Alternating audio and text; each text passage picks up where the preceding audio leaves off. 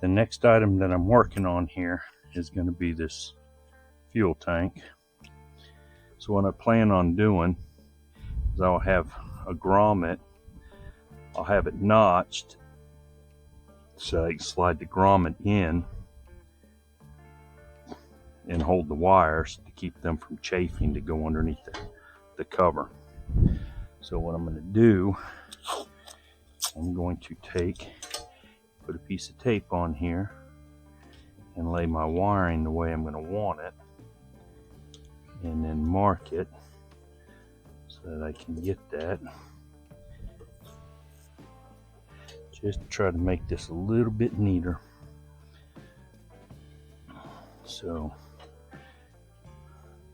if I come in, just going straight across right there. If I take and I drill a hole here and I mount that grommet, I can take a saw and notch it so I'll be able to slide this grommet in from the side.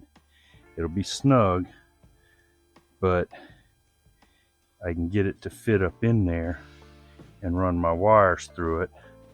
And then if I ever need to take it off, I'll be able to slip that out and keep that intact. So that's where I'm going to go right now. Let's get this hole drilled.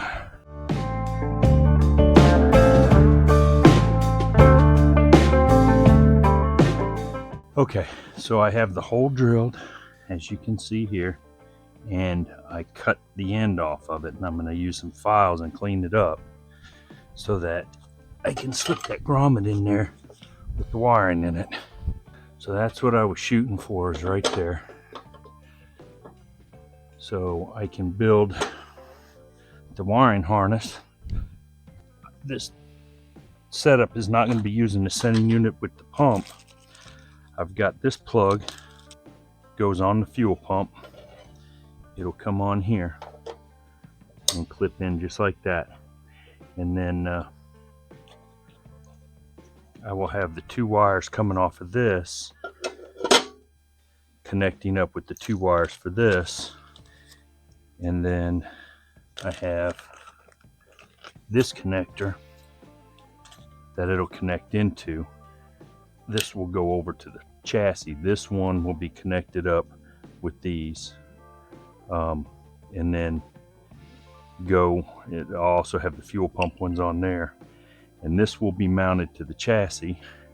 And then to drop the fuel tank, I'll be able to unplug this, disconnect the fuel line from the chassis, from the cross member, and then drop the whole thing down. So that's where I'm heading. I'm probably doing overkill with 12 gauge wire for the fuel pump, but I would rather be safe than sorry. So here's what I got. And again, this is probably a little bit of overkill, but I'm okay with that on these. So you put these grommets on with that tail facing the connection, and you stick this connection down in here like so. And I have special crimpers for these kind of connections, and get it up in there, and you just crimp it down nice and tight, and that's done. Now once this is all done, this piece is going to slide up into this ear, these other two ears right here, and then it'll get crimped and make it all one connection. So for right now, I'm just going to get these crimped on, and then we are going to go back and we're going to put a little bit of solder on them. And that's just something that I like to do so that I don't have to worry about having issues down the road. I don't need a lot of solder on here, but the proper way to do this is when you're soldering, you want to put your solder on top, and you want to use rosin core, not acid core solder. Okay, but you want to put your heat on the bottom and then the solder on top, and it'll pull the solder down through. So go something like this. Let's get this heated up. Now what we're going to do is we're going to put the heat underneath like so, and the solder on top, and it'll pull down through to the soldering iron. And that's all there is to soldering. I'm gonna focus it in so that you can see just a little bit better how I'm doing this. To solder this, all I'm gonna do is I'm gonna take my soldering gun and I'm gonna put it underneath here with the heat, and then put my solder in on the top. And once it gets hot enough, it will melt the solder and pull it down into the wiring and into the connector. So that's how we solder wiring.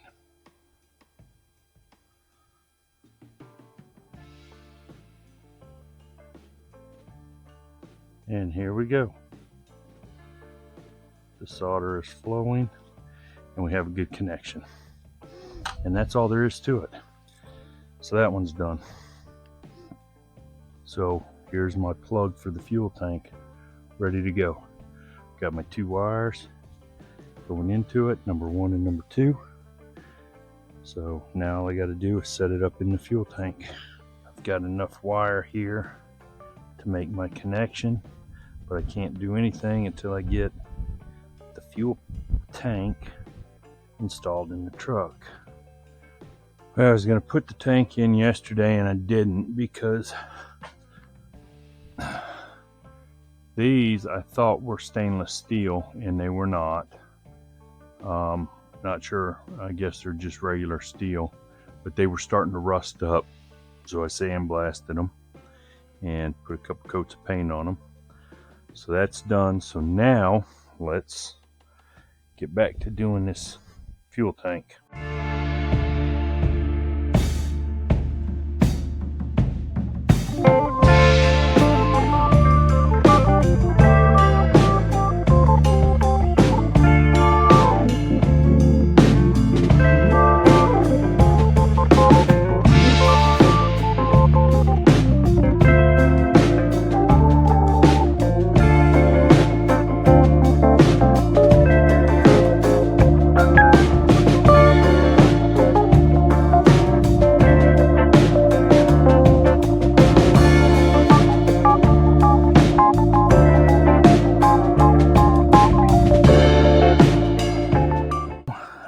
Take this clamp off of here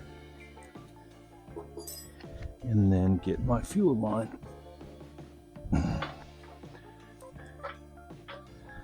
So this is the fuel line that I made for this.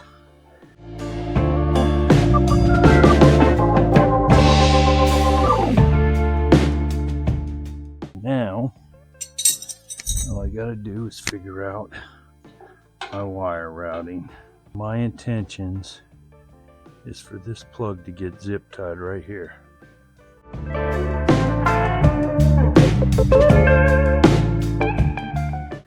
That'll be solid enough. And then that'll be able to be plugged in. I'll be able to put the lock on it. Not a problem.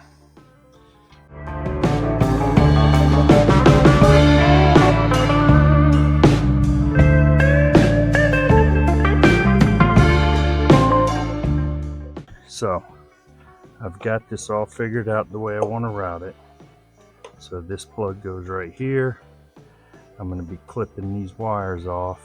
To facilitate this a little bit better, I am going to take the sending unit out. I can do it over on my little bench thing, and it'll be a little bit easier to work on it there. This is my plug, and I've got 4 of these little boots. These terminals, if you look at these terminals, it's got a little tab right here. You can see that little piece. When that goes in, there's actually an ear at this end, so it goes in like that, and once it's fully seated, it'll click and lock. So I need to make sure that I got these oriented so that they're correct. So I need, when they go in, this needs to be facing back towards the pump assembly.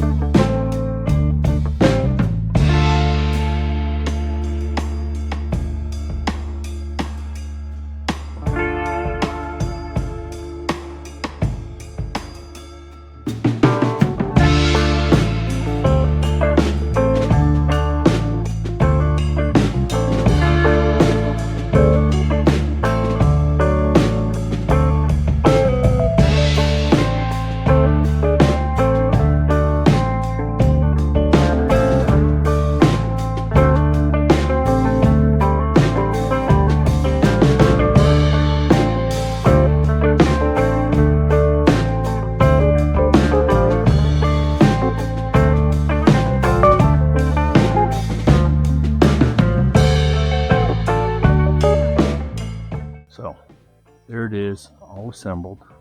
You can see the pins sticking out right there. The gaskets are up in there and seated all the way, and now there's a cover that goes over the back. This cover just goes up in here and separates and goes in and locks in, and that prevents them from possibly coming loose.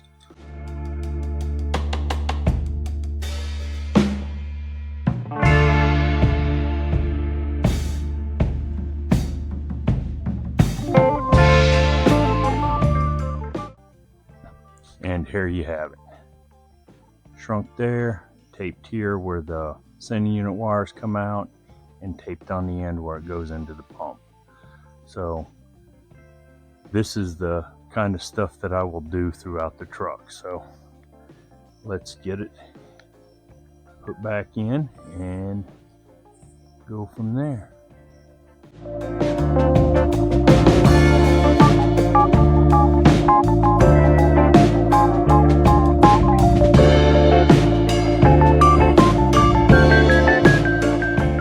So we have our fuel lines all connected up here.